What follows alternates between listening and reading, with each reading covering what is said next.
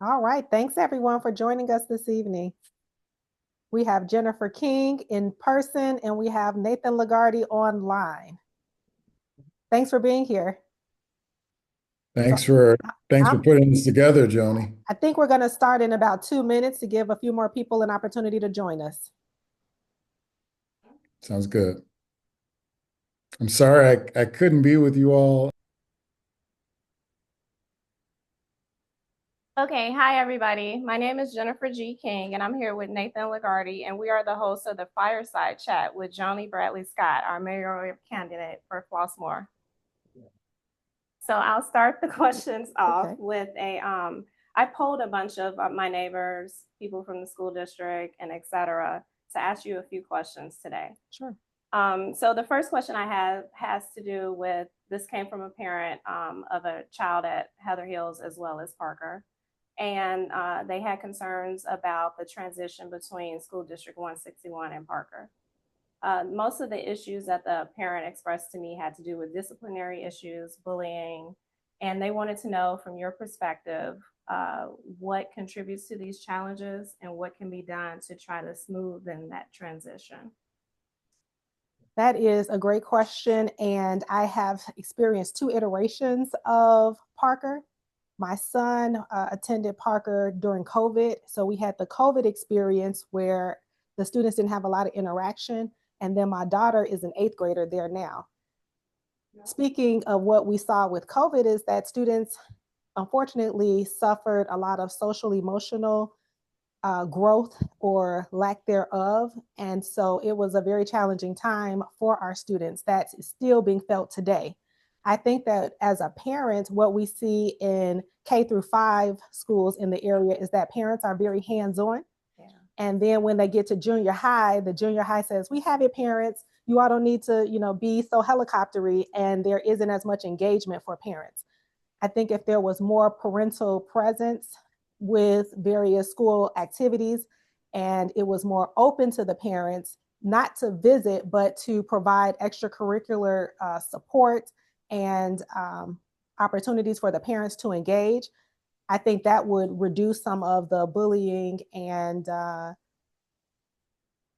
self-esteem issues that the children go through. Okay. Junior high is a very difficult place, and we forget what that felt like. And in this day and age, kids have so much access to technology, and so I know that that is one of the other things that Parker has done to remove the technology in the school, so the students don't have their cell phones active during the day. I think that that can help, but the parental aspect needs to still be present. A successful school or a successful family is one that has a triangular relationship with the school. Right. So it's the student, the parent, and the school that make a successful, well-rounded student. And so we need to bring that aspect back to the school where the parents have more interaction and feedback with the school system. Okay. And also, when I was a parent at Heather Hill, there was a district-wide events where parents had cafes and different initiatives to keep the parents engaged. I think that that was helpful for the parents to know what the climate is, what to expect, and give them information up front so that they could use that information to make informed decisions going forward. Okay. Sometimes with the schools, you don't know what is going on when they're there, and you're just trusting that everything is going well. Yeah, as a parent, you still have to be engaged. Okay. Mm-hmm. Okay. We have a lot of moving parts over here, people. So, all right. What was the next question that they had for us? Nate, I think you had the next question. Yeah, I'll take certainly.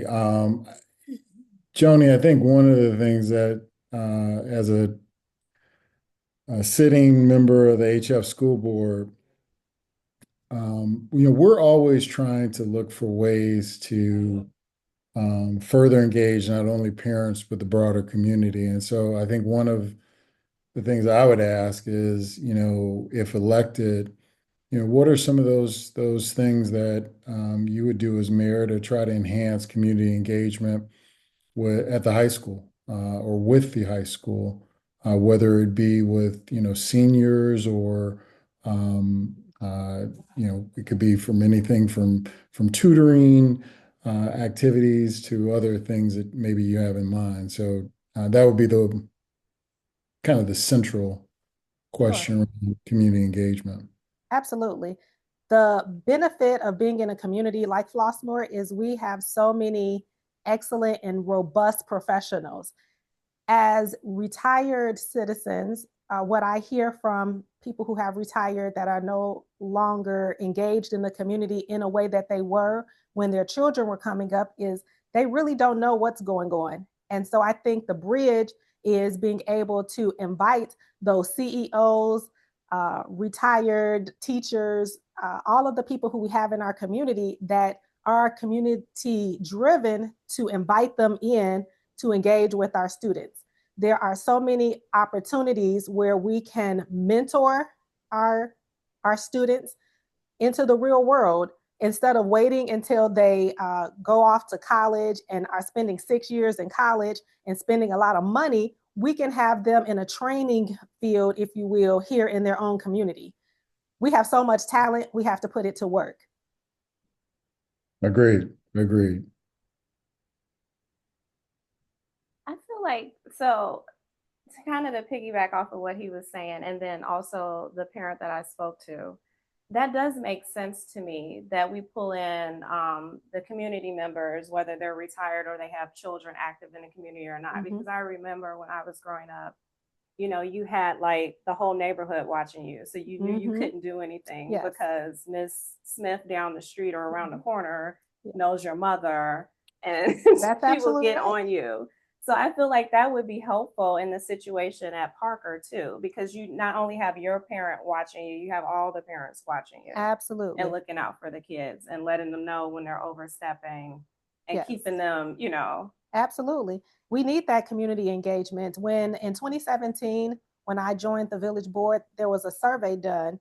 And what we learned is that many community members, even though they have been residents for a very long time, some of the input that they provided is how we can do things better as a village, meaning work with the school district to do this, or the school needs to do X, Y, and Z. Well, as a village, we can't tell the school what to do and how to do it, but we can be an excellent partner to the school and suggest how we can be more collaborative to meet the goals for all of us.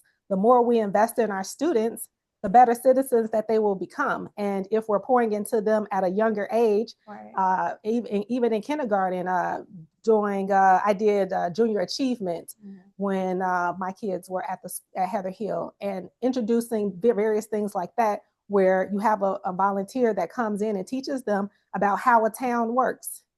That was so amazing. So there were many modules to junior achievement that our students really benefited from. So we showed them how a town works, how businesses are run. And so it would be residents who would come in and facilitate that course. So they didn't have to lesson plan, they didn't have to do anything. The material was set out for them.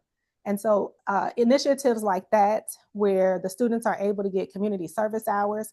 What I see, and you probably experience this as well, is that students wait till the end of the school year to find places where they can get their volunteer hours. Where if we have that baked in to what we do here in Flossmoor as a standard, then the students can year round always know what's available and create the whole person that I think that I'm trying to think of Parker's motto, but I am a Viking.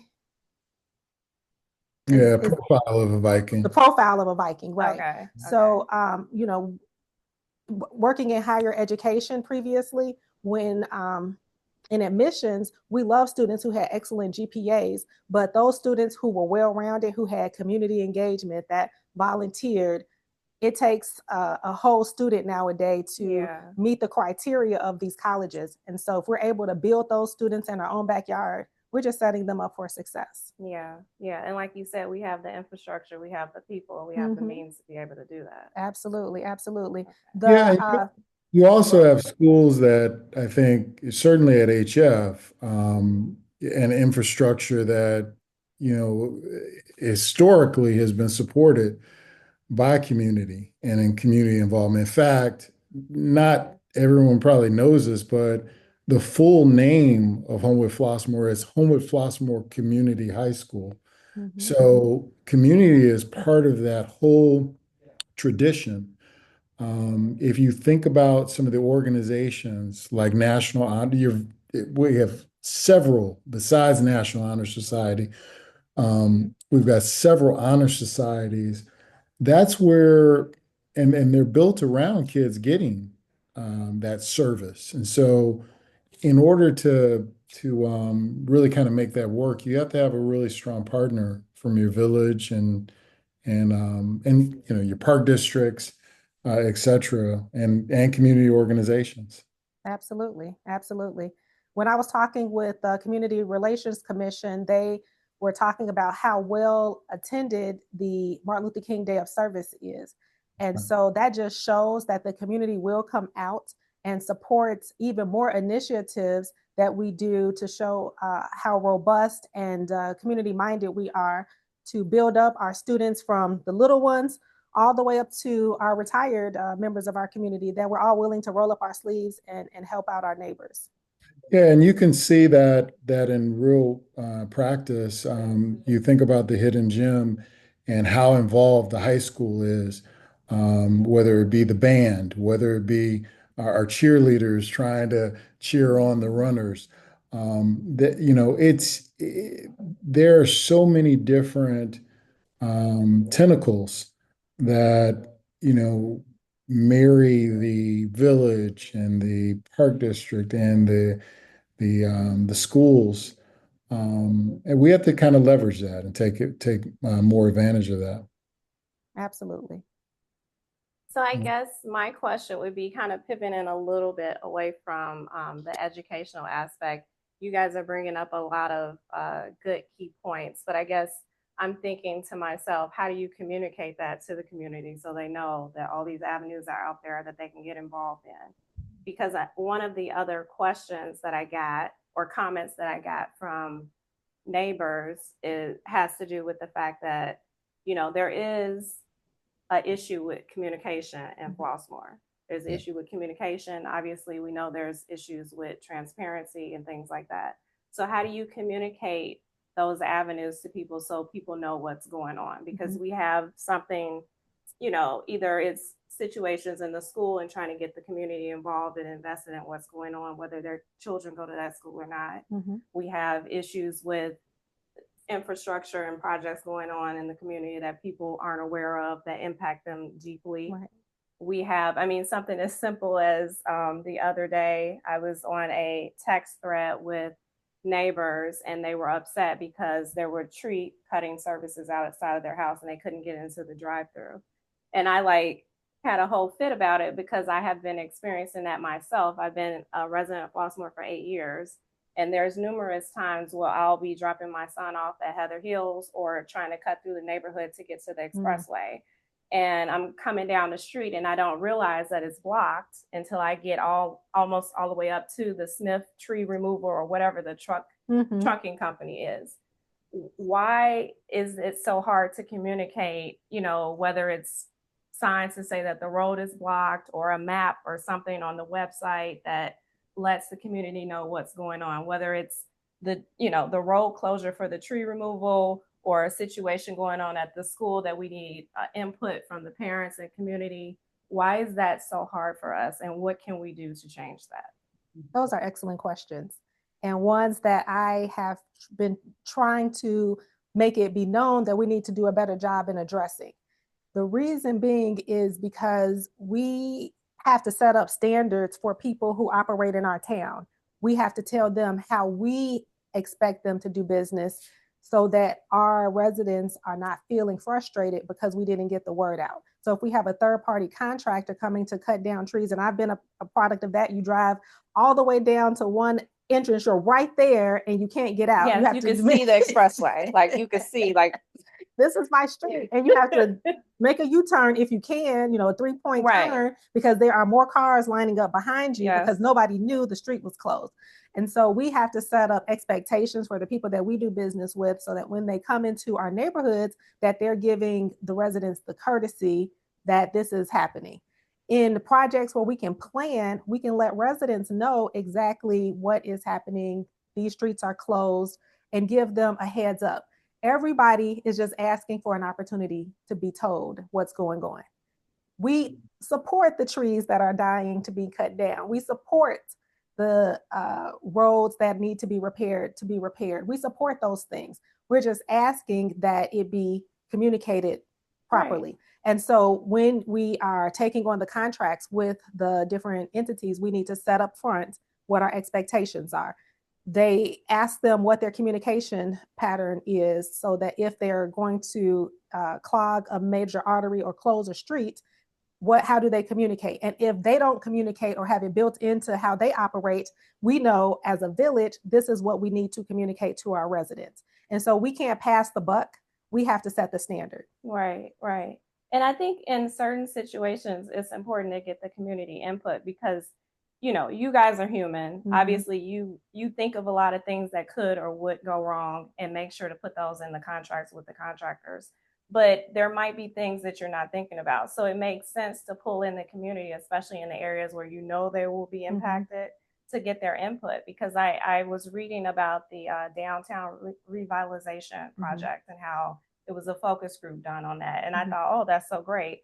But then there's other things that have happened in Flossmoor, the detention pond at Heather Hills, where that type of effort wasn't put in. And that's a simple thing that you can do, especially, full disclosure, coming from a construction background, mm-hmm. that's something that we have to do all the time when we're doing projects that mm-hmm. impact a lot of people. Right. Whether it's a mixed use building renovation where, mm-hmm. Units are occupied, a hotel mm-hmm. where floors are occupied, whatever it is, mm-hmm. We're putting a building in the middle of a neighborhood with properties on both sides. Right. We have to make sure we communicate these things to all the people that are going to be impacted, because that makes our job actually easier because mm-hmm. that's less noise and less people complaining. Absolutely. So you would think that would be something that could be communicated fairly easily to everyone. Mm-hmm. Yeah. So you have a construction background. Yes. And so I'm assuming that the way that you do business is if you're going to do project A and it's going to affect the neighbors on both sides, you have a process and procedure of how to communicate, what to communicate. You don't reinvent the wheel every time you go to a new project. No, I mean, we have specific criteria that we know we have to meet when we're working in certain areas. Mm-hmm. But even still, way before the projects are even started, we bring those people in and we have conversations with them so we mm-hmm. can understand exactly what the impacts to them may be. Mm-hmm. And then we make adjustments to our plan because, perhaps we didn't think of everything. Like I just said, right. You guys, I'm sure you're doing a great job trying to figure all these things out, mm-hmm. but there might be things that you miss. So it makes sense to bring those people in to the table early on. Absolutely. So they know what's going on. And then there's no surprises like driving down the street and getting into a roadblock because they're removing trees. Right. And Absolutely. Yes, I think that it's very important to get residents buy-in on projects that we're doing, especially these large scale projects. So you mentioned the Heather Hill Detention Basin and seeing that there was no community engagement, no significant community engagement, whereas there was a downtown project and there was a focus group set aside for that. So when you think of it from a resident standpoint, you want to understand, well, what was it that brought this project to this level of communication and engagement, whereas another project didn't get that same kind of invitation. Right. And so you, as a community, you want to be equitable in all of the things that you do. So as mayor, that would have been an easy opportunity to get the feedback that you're talking about, because as a non-engineer, right, as a board member that doesn't have that background, I am not thinking of all of the tenets that go into the project. In terms of safety, we didn't interact with the school to bring them in to give us feedback significant feedback on how that was going to impact their students if the project didn't finish on time. Right. Which happened. Right. So it's important to bring people to the table to get their feedback early and often, so that you have a community that is cohesive, safe, in support of what you're doing, and not in opposition. And just saying that it'll help you isn't the That's solution. not enough. That's not enough. Because with the detention pond situation, I mean, it still is a safety concern, in my opinion, for somebody that has a small child that goes to that school. So, you know, there is still the question out there about what is going to be done to monitor the detention pond. As far as I know, there were conversations about motion sensor cameras, which I suggested when we had the meeting. I don't know what has happened with that. So, I mean, those are the type of things that also, if you had community involvement, they would stay on top of you to make sure that you're doing something to address those things. Because it's not going to go away. Absolutely. Just because we, you know, start talking about something else. Absolutely. Yeah, you're absolutely right. So, you know, Joni, I really appreciate this discussion. I mean, because you're really, one is showing leadership, but it's also showing thoughtfulness when you start talking about having standards, setting expectations for a community. But I think to Jennifer's point, as she kind of kicked this off, it's about the communication. And when I think about communication with residents, there has to be some intentionality, right? And hearing you say that, you know, that is something that you bring to the table, that's refreshing. Certainly I can think of, you know, we talked about the detention basin, and there are some other things that have happened in the past year at least, that I think, you know, communication could have solved a lot of ills. But I think future forward, you know, I don't know how many community members even know about, for example, the Kedzie Corridor project. And that stands to impact, you know, everyone who lives in that or uses that pathway. It's going to be a great thing, but certainly it will cause some disruption, in order to get to where I think everyone wants it to be. So I just really I wanted to say I appreciate that. You know, just kind of the refreshing transparency and communication that you would bring to the table if elected. Absolutely. Because you know what, as I mentioned earlier, when residents are interacting with the school and the village, sometimes there's no line drawn down the middle that people can identify. And so people don't know what streets the county controls, which streets are village owned. And so we have to communicate this information early and often so that there's no confusion, so that people are aware, they know how to get where they're going. Because at the end of the day, we're all busy. We're all in a hurry to get to get somewhere. And so we want to maintain safety too. And that sometimes is one thing that gets lost, and we assume that safety is going to be baked in because we're adults, we have children in the community. We believe that we're going to take the appropriate measures to be safe, but we have to assure the community what our safety measures are. We have to tell them up front so that they don't have to try to figure it out. There's no guessing. And so as a leader, you want to provide that information so that your community has confidence in what you're doing to keep them safe, to keep them informed, to keep them just, you know, all the way around, keep them happy. And so that so we can feel as residents that my community cares about me. It doesn't even have to be directed to you, but you get that feeling of appreciation and care when you see those balances, checks and balances baked into the project, whatever we're doing. Yeah. So we have a question from a resident, and I'll just kind of read it off. My concerns are with the condition of the streets. Some streets are repaved and others are patched. What are your plans to address streets that need repaving? One of the The projects that was done back in 2017 was a pager project to determine what the quality of the streets were at that time. And we need to know where the streets stand at this point, because there was a multi-million-dollar project to get all of the streets done at one time. And because we didn't have the funding to do that, we're taking it a street at a time, if you will, or a couple of streets at a time.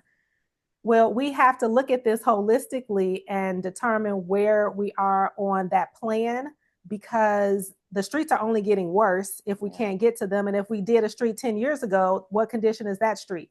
So we have to look at this as a holistic project, and the village incorporated GIS software so we can keep account of it and we can see it. To date, that information hasn't been provided. So I'm not exactly sure where we are with that. Even though we spent money to do the project in 2017, there's really no awareness of where that project stands right now. So what I would do is have another look at that so we can see what the dollar amount would be for that particular project and see how we can fund it. Yeah. Transparency issues popping up again. All right. Jennifer. So speaking about infrastructure and economic development. So one of the things that I like to do is go on the Flossmoor website and learn about the new businesses that we have that are open and try to support them. You know, we did a real good job during COVID. I feel like, you know, we try to support our local businesses. What do you feel that the village can do to help put more spotlights on those businesses? Because you can't always find everything on the website. The website can be a bit not 100% clear as to what's going on. I see a lot of things on social media, and that's how I end up finding out about places that are open, because that helped drive our economic development. Also, it helps new businesses that might want to come in. So what do you think are plans that can be done to help push that initiative, to spotlight the businesses we have and then attract new businesses to our community? Well, one of the things that I think we can do better at in supporting the businesses that are here is have resources so that they can operate as a business opposed to a pop-up. So sometimes when businesses are introduced to the community, they are introduced as a business, but it's really operating as a pop-up. So they can't qualify for, when grants were available, they can't qualify for those grants because their businesses are not set up to receive those resources. Likewise, when you have a business model and a plan, you are perhaps looking at funding opportunities. Well, again, if your business isn't set up fundamentally properly to take out loans for your overhead, for your payroll, all of those things, then the longevity of your business is going to be compromised, as well as marketing. Right. I know that, you know, you have the best talent, right? But if you don't have a way to get butts in the seat, then how do you have that business survive? And so it's really important as a village to be able to offer resources for our businesses, and so that they can be healthy and have longevity here. We have in the past couple of years, the village has been very successful in getting grant opportunities. Well, are we passing on that information to the businesses? We shouldn't look at it as a competition with the business. We should look at it as an accentuation so that they can be successful. And so anything and everything that we're doing, we should be able to pass it on to the businesses that are here so that they can grow and flourish as well. And you would think we would want to do that, though, because I mean, we're a small community, so our business district is very tiny. It's either the Commons, Flossmoor Commons, or downtown. Right. And I mean, those businesses, if I know anything from growing up in Chicago, those businesses help with taxes, you know, so obviously our taxes are very high, you know, I'm sure I know that's one of my questions, Nate, I'm sure that's one of yours.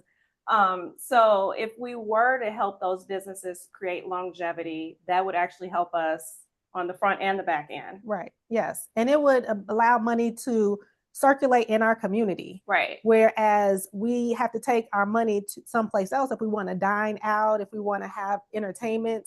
Why not create those experiences in our own town? So there are opportunities for us to do that. We just have to be a good partner and be able to provide resources to our businesses so that they can be sustainable. We also have businesses that have some infrastructure issues where we need to address that, because a business, will they, want to come here if their surroundings aren't as pretty and posh as it should be? So we need to be able to offer to the businesses a way to refresh. Flossmoor is 100 years old. Yeah. To be able to refresh to today's standards. That's just common business sense. In today's market. People want to be in the new. Yeah. They don't want to see the old, and quaint is good, and we can preserve some aspects of that, but it has to be a freshness that is provided for people to feel welcome to come here and feel like they can operate and do business. The second part is in terms of getting that information out to the community, again, using our commissions so that they can help highlight some of the things that are going on in our town.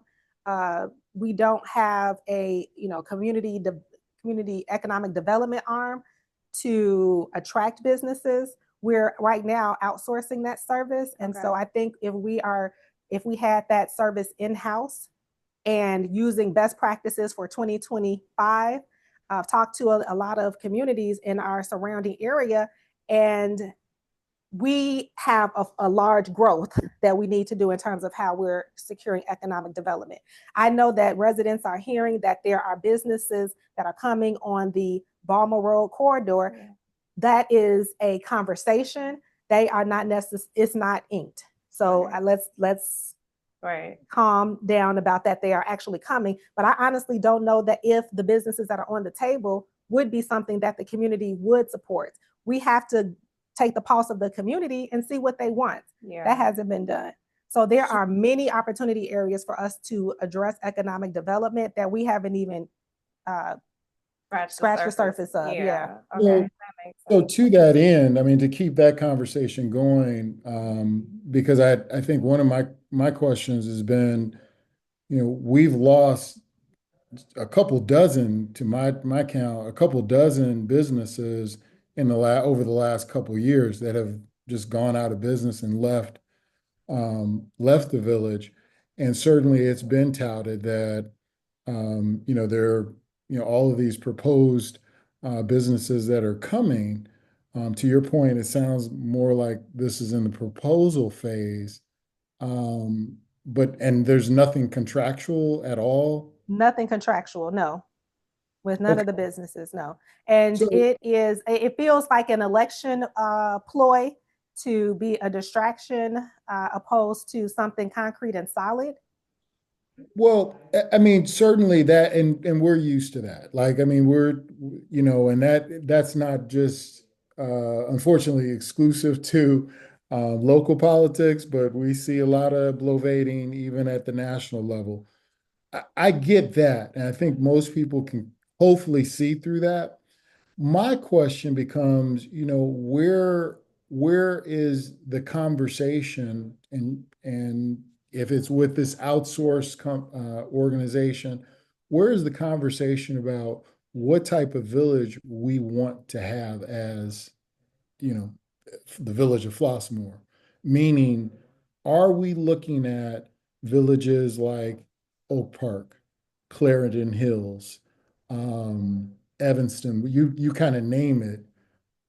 Are we looking at these types of villages to say, hey, these are the types of coffee shops, these are the types of boutiques, these are the types of businesses that, one, our residents are actually going outside of our community to support, that they belong here. We'll support them here, and perhaps in what I would call more of an aspirational plan to look at who's doing something else well. I mean, that's what we do at the high school. We look at other schools that are doing something excellent. We try to emulate it, mimic it, whatever.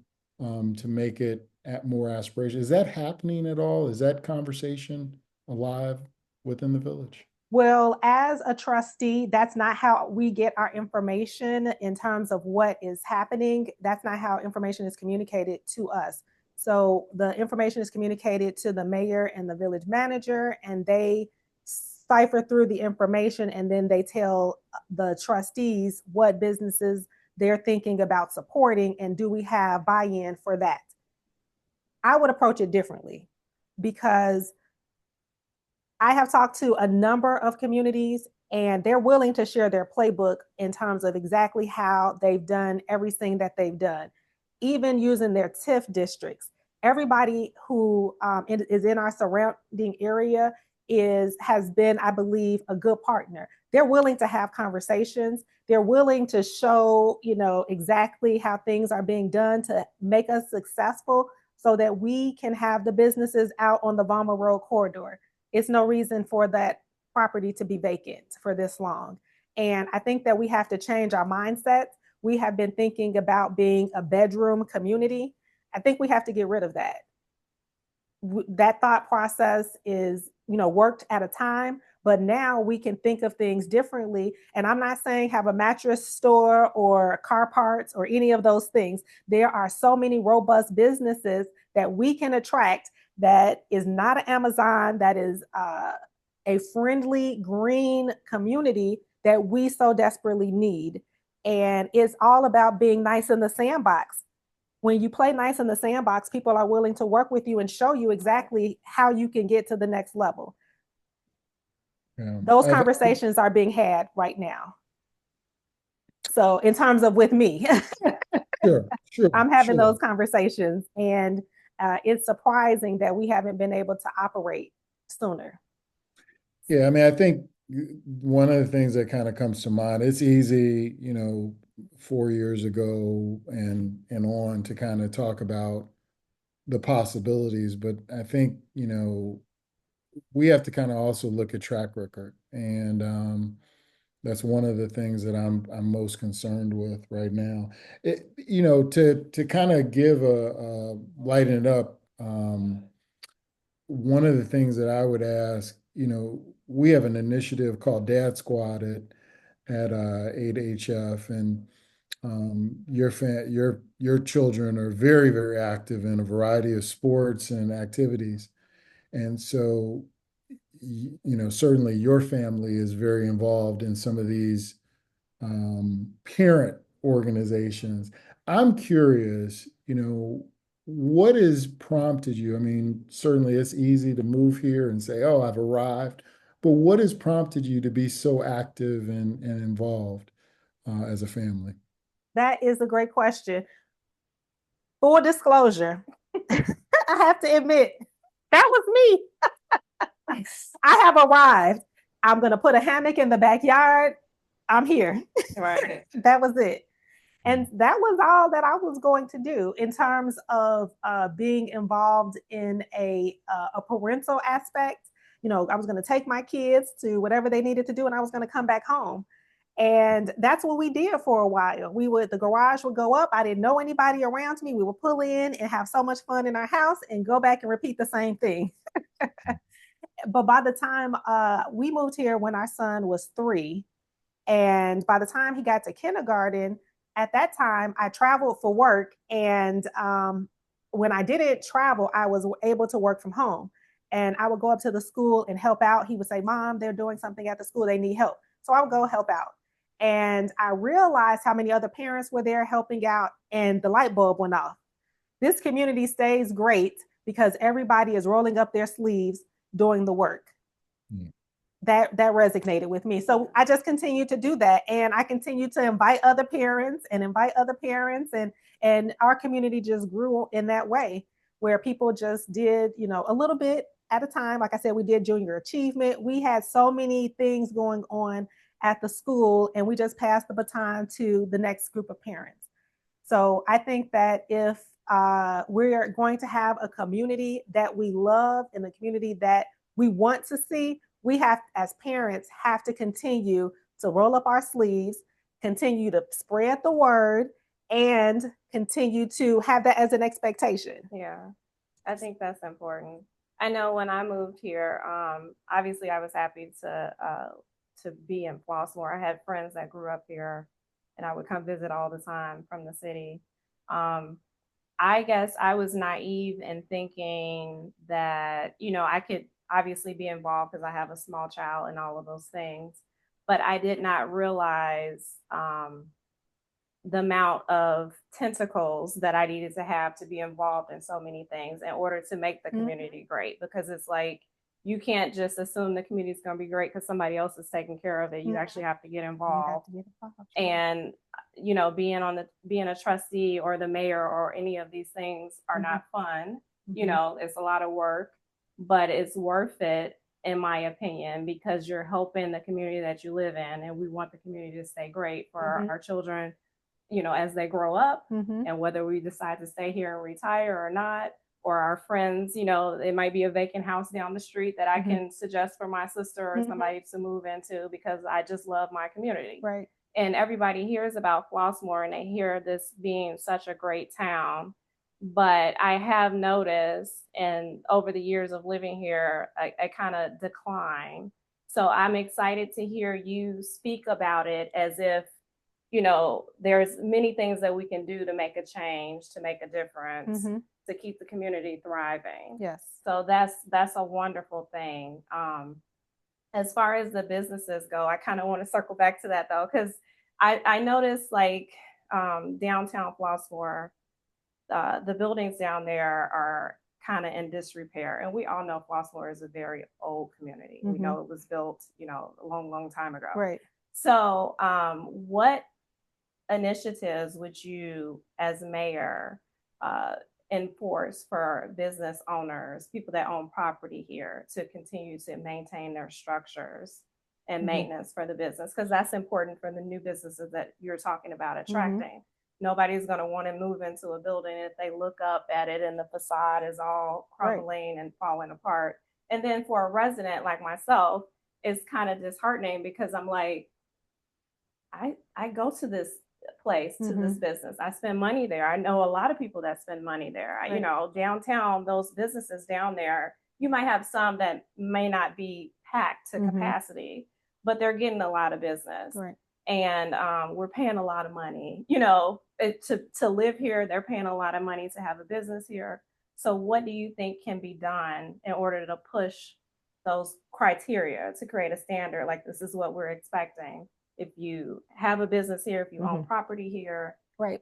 And so you may notice or have heard that, it's up to us to keep our homes to a certain standard, yes, right? I did hear that. And so if our homes are looking in disrepair, you're going to get a ticket, to say you need to bring your home back to standards, whether it's your gutters or your grass or whatever it is, that we have certain standards in our ordinance. And so we have to enforce those same ordinances on the businesses.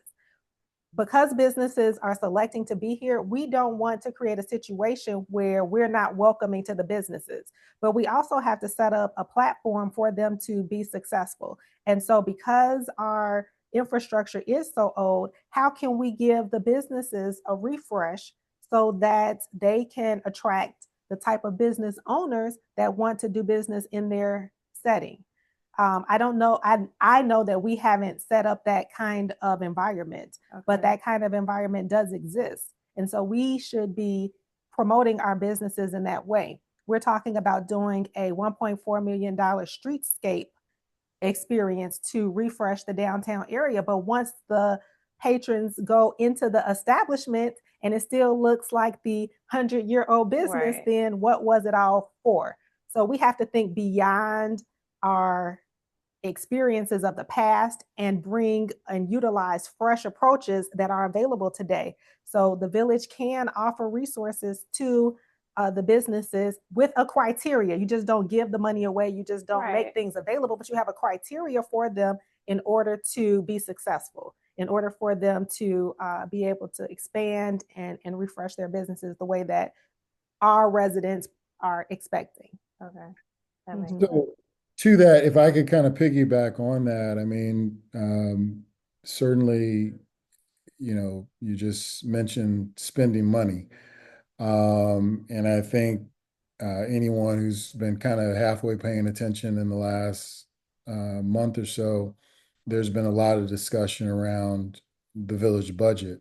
And, I was certain, getting to that too. yeah. So I'm gonna go right there. Go for it.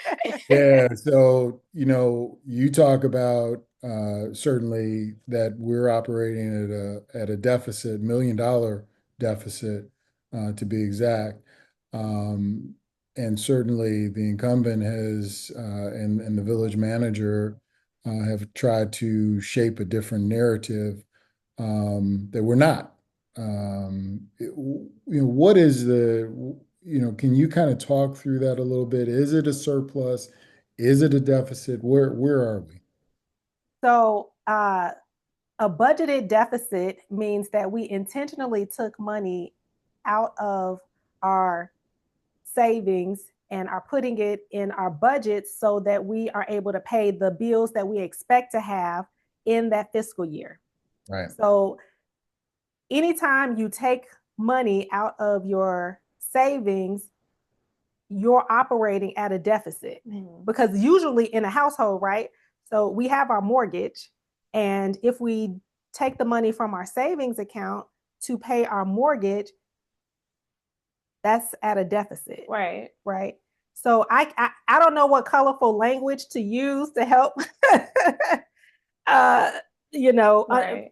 understand that aspect, but you have in the budget, it was for fiscal year 23, it was $8.8 million as the final audited amount. And then in 2024, it was $8.3 million. So that's a $500,000 reduction off of the audited amount. So we are not operating where our budgeted expenses are exceeding what our income is, right? Our revenue. So that's what's happening. It's a deficit of operation.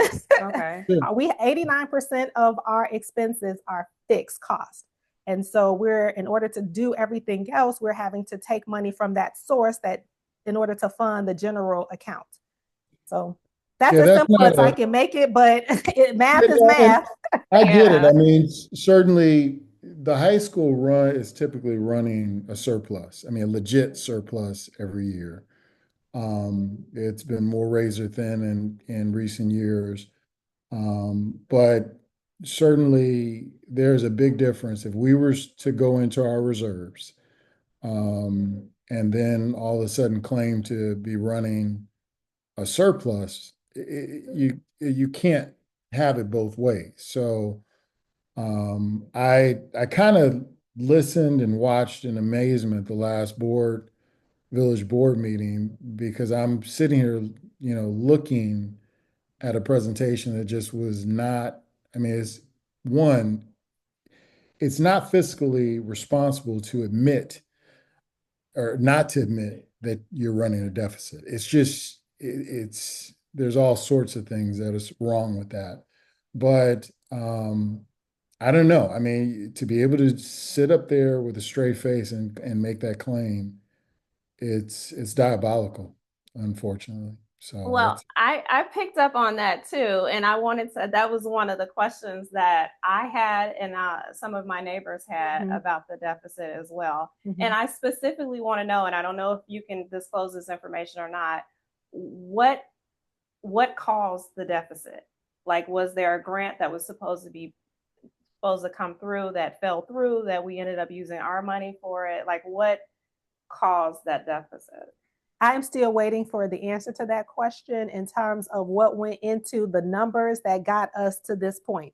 So I will stay tuned, to be continued. So I don't have the answer to that question. It's going to take too much staff time to get that to me. So I'll have to report that at a later date. I'm sorry. I need you to repeat that. So you're being sarcastic, right? I'm not.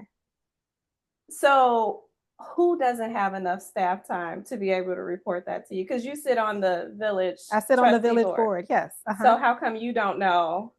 So, in full transparency, the information that you saw in the last board meeting when we were going over the budget, that slide where that chart of the 10-year projection, that was my first time seeing that.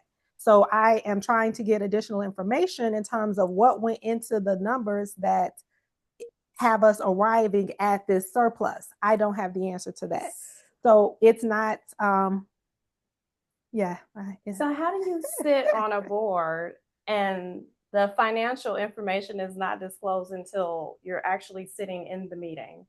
So you don't have time to go through it, to ask questions, to know anything. So you're not educated on what they're showing. And then who is the they? Like, who knows this information? So we get our board packets the same time the public receives the information. So we get our board packets on a Friday evening at 5 p.m.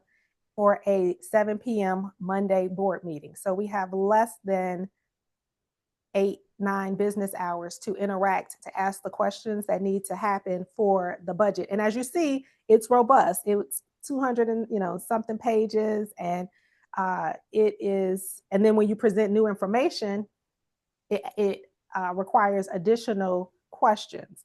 And so that information is driven from the finance director and the village manager, along with some other departments that may feed into that information. Right. This is just so wild to me, because coming from, my background, I would think, like, even on a project, a $300 million project, you have your accounting team that obviously works through everything, your project managers and all this stuff. But if an owner or executive or somebody is presenting something to a group of stakeholders, you would think there would be an internal meeting so they can give you the cliff notes, so to speak, of the summaries that they're giving you, because you're not going to, necessarily understand all of it, whether you had 2 hours or 7, because it's other things going on. But you would think they would run you through it, because you are walking around Flossmoor, and I'm going to ask you, like, what's going on with the deficit that I heard we have? And then when you respond and say, there's not enough office hours to, work through the information, I'll get back to you. That seems like a very dismissive response. Oh, you got that too? Yeah, I did. I did. Well, let me take it, further. That's certainly, how we would like things to work as efficient as they do in the corporate sector. But I think I can give you an example of the government sector, right? We have HF, our budget is actually bigger than the village, more complex, more moving parts, more employees, etc. And anything that's done on a grandiose scale, we're having staff members, administrators brief us individually. I mean, you can't go into a meeting because of the Open Meetings Act, right? But we're getting briefed, we're getting prepped. We're not getting this data dump 48 hours before, and then surprise, you got to be ready for showtime in 2 days without any context, without any discussion. I think that's probably one of the most, and I pay very close attention over the last 18 months, one of the most disappointing and concerning dynamics within the village right now. It's just, there's no cohesiveness. There's not a lot of functionality whatsoever. And that's troubling. Absolutely, it is. And when you think about the opportunities for us to just be transparent about it, I have talked to residents and they have asked, like, why are you asking so many questions? Didn't you know what you Well, no, I don't. That's why I have to ask the questions in this format, so that I am informed about what's going on. Because otherwise, we don't have an opportunity to ask those questions. There's no other forum for us to ask the question. So what I would do differently is have the trustees all sit on one of the commissions and finance be one of them. It's not currently a commission, but each of us trustees gets 2 months out of the calendar year where we're looking over the finances. Well, I think we need to have someone looking at that on a regular basis with the finance department so that we can make sure that the checks and balances are in place as we expect. Makes sense. Makes sense. Makes sense.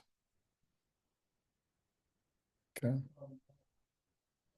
And definitely would incorporate the meeting of the whole so that we are able to have that collaboration with the community, because I think that the community has some very good insights and professionalism that we could take into consideration as we're looking at things to make sure we're tackling all of the issues in an informed manner.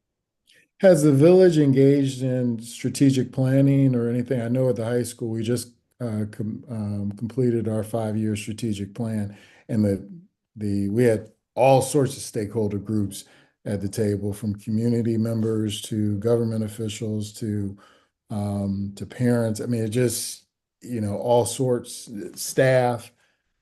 Has the village engaged in any type of strategic planning, of the sort? Yes, the next strategic plan will be in 2026. Okay. Excuse me.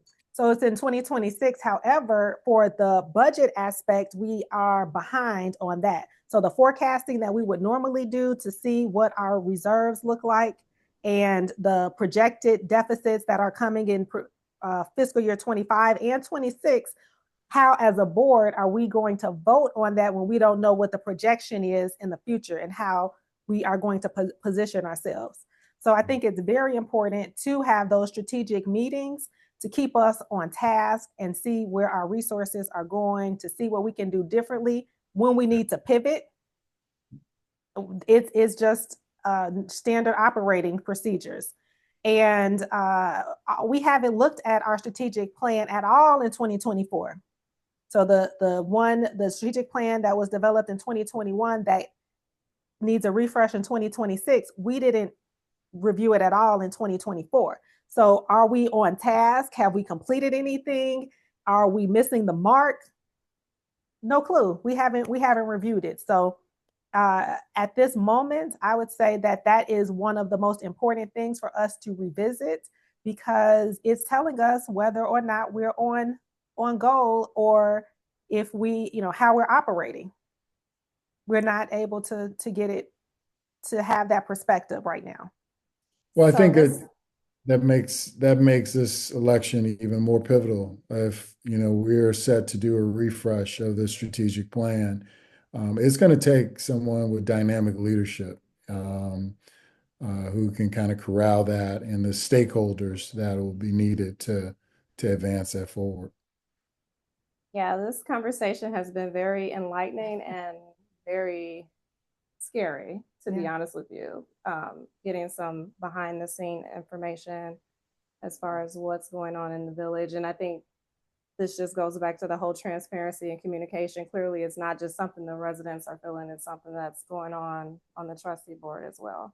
Absolutely. And, for me, I think that what's important for people to know is that I was trying to help fix some of the problems that we're having so that it wouldn't be a public facing issue. As being a part of the board, people don't look, I don't think before all of these things were happening, they were looking at us being one board, the village board. And although I have a voice as a resident, I'm sitting there representing all of the residents. So me, Joni, I am a little Joni with big residents. Right. And so I am hopeful that when we're looking at who to elect in the upcoming election, that we're looking at people who are community minded and they're not just working on their agenda. Otherwise, you can play in your own sandbox at home and do whatever you want to do. But when you represent an entity like the village, it comes with a lot of responsibility. Yeah. And it is a job that I take seriously because we have a lot at stake here. And so property values are important to me. I don't want to see an unsafe community. Right. You know, there are things that we expect here in town. We want it to be beautiful. And so having input and a seat at the table of what I'm hearing with boots on the ground, I think is important, but it is not received well under the current administration.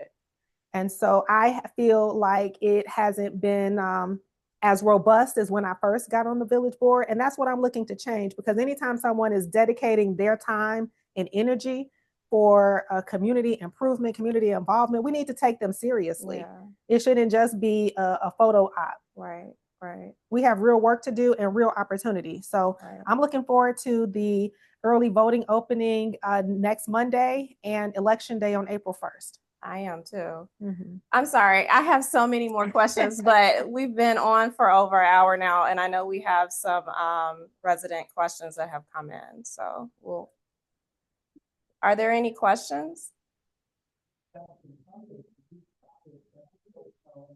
that we did not already go over? Can you read the question for us? Sure.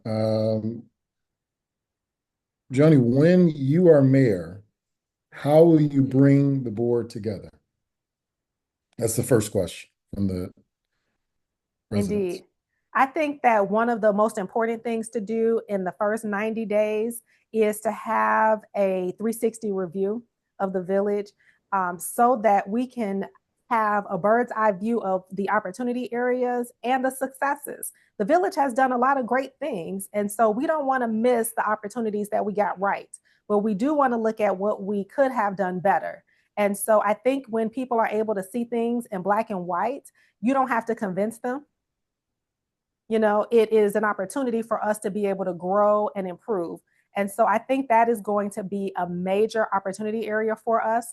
I think that the committee of the whole meetings will be another opportunity for us to strengthen what we're doing and hearing from the residents at the same time. One-on-one relationships and meetings are great, but sometimes it doesn't capture the essence of the problem from a, 50-foot, lens. You have to get to, the root of the matter, and it could just be one perspective. So having that invitation for the community to come out in that way, and also, like I said, for the community members or for the village trustees to sit on the commissions, because right now the reports that we get from the commissions is only when the mayor enacts them to act. So if the Community Relations Commission doesn't get the power from the mayor to act, then the Community Relations Commission doesn't do anything. So I think when people are providing their time and dedicating their time, they want to feel valued. And so that's another way that we can have a two-way line of communications where it's not just left up to the mayor to make that decision. Because good ideas could die in that room where it never gets to the village board. And so I want to take some of the power and give it to the trustees and give it to the residents so that we can get the kind of community that we want and hold me accountable to that. Right. I don't think that the mayor should be beyond accountability or transparency. Right. So that's how I would bring the trustees together. So Joni, it looks like that was the last question.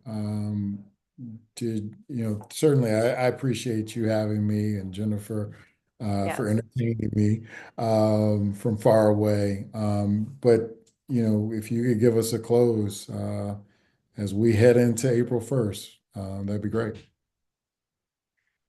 As community members, we have a great opportunity to have a say on the community we'd like to see. We have an opportunity to build that and create that.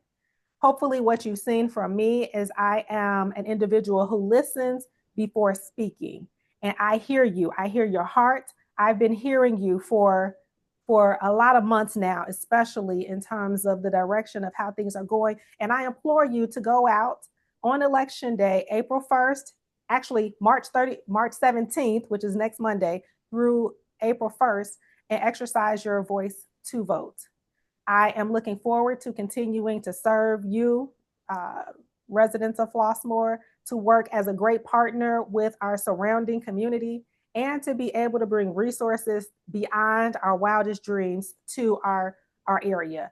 I don't want to limit what that could look like. I know because of my relationships with people in our area that we are thinking too small. And so I want to bring bright days and opportunity for our entire families to Flossmoor. And I'm excited to serve you in a different capacity as your mayor. Thank you for coming. Thank you for listening. Thank you, Jennifer, for being here. Thank you, Nathan, and all of you for tuning in. Hopefully you've heard something today that implores you to select me as your candidate. All right. Thank you, Joni. And thank you, everyone. I'll say this, anyone who has not run before, you cannot quite understand how difficult a campaign is. And so I applaud you, Joni. Putting yourself out there is very, very difficult. And you certainly have earned my vote and support. So looking forward to this last leg of the race. Indeed. I agree. And everybody, please remember early voting starts on Monday. I know I will be voting early at the polls, making my voices heard. I really appreciate this conversation, Joni. This is, like I said, this has been eye-opening for me. And I agree. The only way we can make a change is to make our voices heard and dig in and get involved. So absolutely. I'm willing to volunteer on one of the focus groups and bring my expertise to whatever I can help out with. That sounds great. Yes. I'll be polling the rest of you, Flossmoor, and you know I'm going to do it. All right, guys. Thank you so much. We appreciate everybody joining in, and you guys have a great day. Thank you. Thank you. Good evening.